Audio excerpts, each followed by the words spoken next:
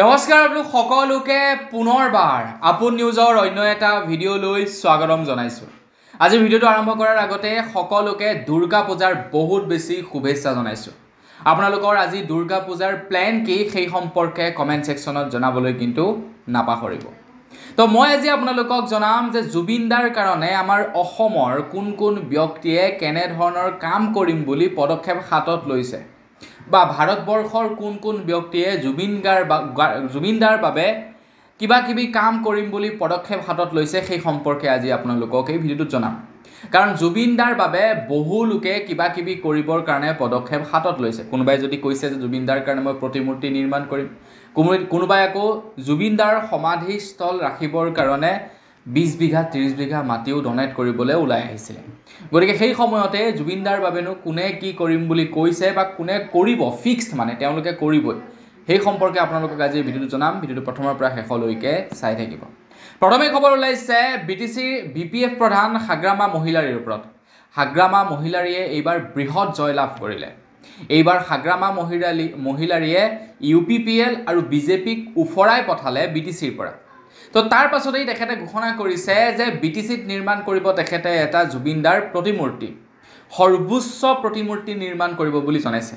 মানে অসমত যিমানখিনি প্ৰতিমূৰ্তি নিৰ্মাণ কৰা হ'ব জুবিন দাৰ সকলোতকৈ ওখ প্ৰতিমূৰ্তিটো বিটিচিত নিৰ্মাণ কৰিব হাগ্ৰামা মহিলাৰীয়ে। এতিয়া এই কথা হয়তো UPPL ঘোষণা কৰিব পাৰিলেহেঁতেন, কিন্তু নকৰিলে। এইটো কথা ঘোষণা কৰিছে BPFৰ তৰফৰ পৰা, অৰ্থাৎ হাগ্ৰামা মহিলাৰীৰ তৰফৰ পৰা। প্ৰমোদ বড়ুৱে ঘোষণা নকৰিলে, কিন্তু হাগ্ৰামা মহিলাৰীয়ে ঘোষণা কৰিছে যে বিটিচিত নিৰ্মাণ কৰিব এটা বৃহৎ প্ৰতিমূৰ্তি জুবিন দাৰ। এয়া হৈছে প্ৰথমটো মানে প্ৰতিশ্ৰুতি জুবিন দাৰ বাবে বা জুবিন দাৰ স্মৃতি জীয়াই ৰাখিবৰ কাৰণে। দ্বিতীয়তে হৈ গ'ল গৌতম আদানী আহিছিলে জুবিন দাক শ্ৰদ্ধাঞ্জলি দিবৰ কাৰণে। গৌতম আদানী জুবিন দাক শ্ৰদ্ধাঞ্জলি দিবলৈ আহি গৌতম আদানীয়ে প্ৰতিশ্ৰুতি দি থৈ গৈছে যে জুবিন দাৰ স্মৃতি জীয়াই ৰাখিবৰ কাৰণে যিমান পাৰে পৰিয়ালে যি কৰিম বুলি ভাবে প্ৰত্যেকটো কামতে সহায় সহযোগ আগবঢ়াব গৌতম আদানী।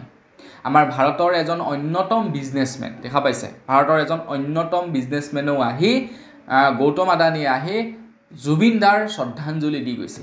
গতিকে ইয়াকে কয় পাৱাৰ অফ জুবিন গাৰ্গ। বাৰু যি কি নহওক, তো তেখেতে জুবিন দাৰ 13 দিনীয়া সকাম পাৰ হৈ যোৱাৰ পাছত 15 নম্বৰ দিনত কণ্টেক্ট কৰিব পৰিয়ালৰ সৈতে, আৰু পৰিয়ালে যি ডিচিশ্যন লয় জুবিন দাৰ স্মৃতি জীয়াই ৰাখিবৰ কাৰণে সেইটোকে কৰিব বুলি জনাইছে। তাৰ পাছতে আকৌ খবৰ ওলাইছে মুস্তাফিজুৰ ৰহমানৰ ওপৰত। মুস্তাফিজুৰ ৰহমানে জুবিন দাৰ মায়াবিনী গানটোৰ কপিৰাইট অ'নাৰশ্বিপ লৈ ল'লে।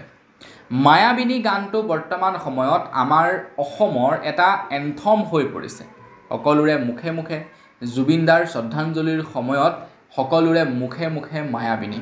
কাৰণ জুবিন দাই কৈছিলে যে মোৰ যেতিয়া মৃত্যু হ'ব মায়াবিনী গানটো সকলোতে বাজিব, সকলোৱে এই গানটি বজাব। তাৰ পাছতেই মায়াবিনী গানটো এক প্ৰকাৰ এন্থম হৈ পৰিছে আমাৰ অসমত।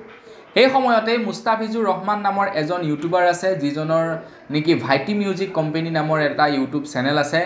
তেখেতে এই মায়াবিনী গানটোৰ অ'নাৰশ্বিপ তেখেতে ক্লেইম কৰিলে, অৰ্থাৎ তেখেতে এই মায়াবিনী গানটিৰ যি নেকি কপিৰাইট অ'নাৰ তেখেতে লৈ ল'লে। এতিয়া বহু লোকে ভাল পাইছে, ভাল এইকাৰণে পাইছে কাৰণ মুস্তাফিজুৰ ৰহমানে কৈছে যে মায়াবিনী গানটিৰ কপিৰাইট অ'নাৰৰ পৰা যিমান টকা উপাৰ্জন হ'ব গোটেইখিনি টকা তেখেতে জুবিন দাৰ ফেমিলিক দি দিব। এতিয়া জুবিন দাৰ ফেমিলি কি ভিখাৰী নেকি ডনেট কৰিবলৈ? জুবিন দাৰ ফেমিলিক দি দিম। তোমাৰ যদি ইমানেই ইচ্ছা আছিলে তেনেহ'লে জুবিন দাৰ গৌৰিমা বাৰ নামত তুমি কপিৰাইট অ'নাৰশ্বিপটো ল'ব পাৰিলাহেঁতেন। তোমাৰ নিজৰ নামত ল'লা কিয়? বা ল'লাটো ল'লা তুমি কাৰ পৰা পাৰ্মিশ্যন লৈ সেই গানটিৰ কপিৰাইট অ'নাৰশ্বিপ ল'লা? সেইটো আপোনালোকে এবাৰ ভাবি চাওক। নহয়, তেখেতে কৈছে জুবিন দাৰ প্ৰত্যেকটো গানৰে তেখেতে অ'নাৰশ্বিপ ল'ব। এতিয়া মানে কি হৈ গ'ল, সিদ্ধাৰ্থ আৰু ভাইটি মিউজিক কোম্পানীৰ মাজত কি পাৰ্থক্য থাকিলে? সিদ্ধাৰ্থয়ো জুবিন দাৰ পৰা লুটিলে, ভাইটি মিউজিক কোম্পানীও লুটিব। যিমানেই টকা নাহক কিয় জুবিন দাৰ ফেমিলি কি ভিখাৰী নেকি ভাইটি মিউজিক কোম্পানীৰ পৰা যে অ'নাৰশ্বিপ ল'ব? কষ্ট কৰিলে জুবিন দাৰ ফেমিলিয়ে, গান গালে জুবিন দাৰ ফেমিলিয়ে, গানৰ কপিৰাইট অ'নাৰ ল'ব এতিয়া ভাইটি মিউজিক কোম্পানীয়ে, আৰু তাৰ পৰা যি টকা আহিব সেই টকা ভিক্ষা হিচাপে দিব জুবিন দাৰ ফেমিলিক। এইটো কেনেকৈ সম্ভৱ হ'ব?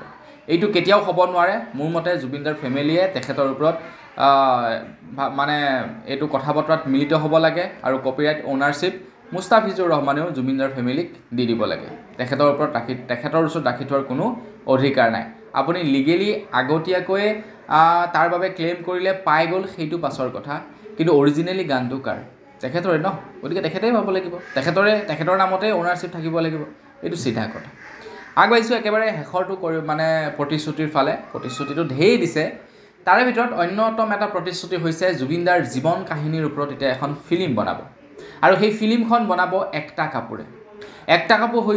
কাপুৰ হৈছে বলিউডৰ এগৰাকী জনপ্ৰিয় মানে চিৰিয়েল বনোৱা ডাইৰেক্টৰ যিগৰাকী নেকি চিৰিয়েল বনায় বহুতো পপুলাৰ তেখেতে চিৰিয়েল বনাইছে চিৰিয়েলৰ ডন বুলি ক'ব পাৰি একটা কাপুৰক তো সেই একটা কাপুৰে এতিয়া জুবিনদাৰ জীৱন কাহিনীৰ ওপৰত এখন ফিল্ম বনাব বুলি তেখেতে ঘোষণা কৰিছে জানো এইটো এটা সুবিধা লৈছে সুবিধা মানে কি আৰু জানে জুবিনদা বৰ্তমান পপুলাৰ হৈ আছে অকল আমাৰ মানে অসমেই নহয় ভাৰতবৰ্ষই নহয় গোটেই বিশ্বতে বৰ্তমান জুবিনদা পপুলাৰ হৈছে গতিকে তেনে সময়ত সকলোৰে ইচ্ছা যাব জুবিনদাৰ কাহিনীৰ বিষয়ে শুনিবৰ কাৰণে তো সেইকাৰণে হয়তো এটা সুবিধা লৈছে হয়নে নহয় আপোনালোকে জনাব তো বন্ধু বান্ধৱীসকল বছ আজি ভিডিঅ' জনাবলৈ খবৰ ইমানেই আছিলে এতিয়া জুবিনদাৰ স্মৃতি ৰক্ষাৰ কাৰণে বহুখিনি কৰিছে ভালো লাগিছে কিন্তু সকলোবিলাক কাম ভালো লগা নাই সেইটো চিধা কথা ক'বলৈ গ'লে হয়নে নহয় আপোনালোকে নিজে এবাৰ চালি জাৰি চাই ক'ব তো পুনৰ এটা ভিডিঅ'ত সকলোকে লগ পোৱাৰ খালি বিদায় মাগিছোঁ ধন্যবাদ জয় অসম